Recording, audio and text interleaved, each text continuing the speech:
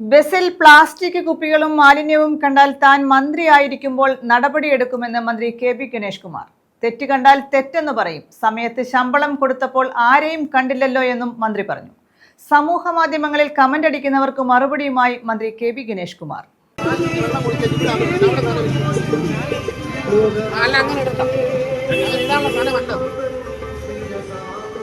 വണ്ടിയുടെ ഫ്രണ്ടിൽ വണ്ടിയുടെ ഫ്രണ്ടിൽ മുഴുവൻ പ്ലാസ്റ്റിക് കുപ്പി വരിയിട്ടേക്കുക. കുടിച്ചു കഴിഞ്ഞാൽ പ്ലാസ്റ്റിക് കുപ്പി എവിടെയെങ്കിലും കളഞ്ഞുകൂടി.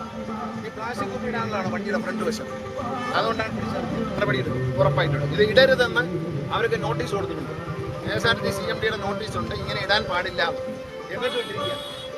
ബസിൽ പ്ലാസ്റ്റിക് കുപ്പികളും മാലിന്യവും കണ്ടാൽ താൻ മന്ത്രിയായിരിക്കുമ്പോൾ നടപടിയെടുക്കുമെന്നും മന്ത്രി കെ.ബി. ഗണേഷ് കുമാർ. തെറ്റ് കണ്ടാൽ തെറ്റെന്ന് പറയും. സമയത്ത് ശമ്പളം കൊടുത്തപ്പോൾ ആരെയും കണ്ടില്ലല്ലോ എന്നും മന്ത്രി പറഞ്ഞു. സമൂഹ മാധ്യമങ്ങളിൽ കമന്റ് ഇടുന്നവർക്ക് മറുപടിയുമായാണ് മന്ത്രി കെ.ബി. ഗണേഷ് കുമാർ രംഗത്തെത്തിയത്. ശുചിത്വ കേരള മിഷൻ സമ്പൂർണ്ണ മാലിന്യമുക്ത കേരളത്തിൽ ടൺ കണക്കിന് മാലിന്യമാണ് KSRTC ബസ് സ്റ്റാൻഡുകളിൽ മാറ്റിയത്. ഇനിയും ഒരുപാട് പണി ബാക്കിയുണ്ട്.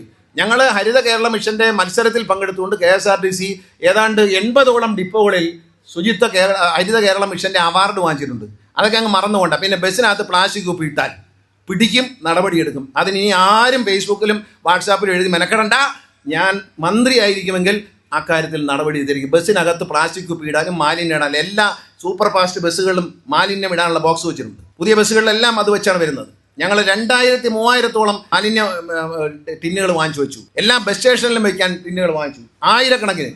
ഇതെല്ലാം വാങ്ങിച്ചു വെച്ച് വണ്ടിയുടെ ഡാഷിൻ്റെ മുമ്പിൽ ഇടുന്ന ഡ്രൈവർക്ക് നടപടിയെടുക്കുക തന്നെ ചെയ്യും. ഡ്രൈവറെ മാത്രമല്ല, ആ വണ്ടി പരിശോധിക്കാതെ വിട്ടവൻ്റെ പേരിൽ നടപടിയെടുക്കും. അത് KSRTC ജീവനക്കാരൻ നെഞ്ചത്ത് കയറിയാണെന്ന് പറയരുത്. തെറ്റ് കണ്ടാൽ തെറ്റ് തന്നെയാണ്. KSRTC ജീവനക്കാർക്ക് 1-ാം തീയതി ശമ്പളം കൊടുത്തപ്പോൾ യുവമാരെയാരെയും കണ്ടില്ലല്ലോ.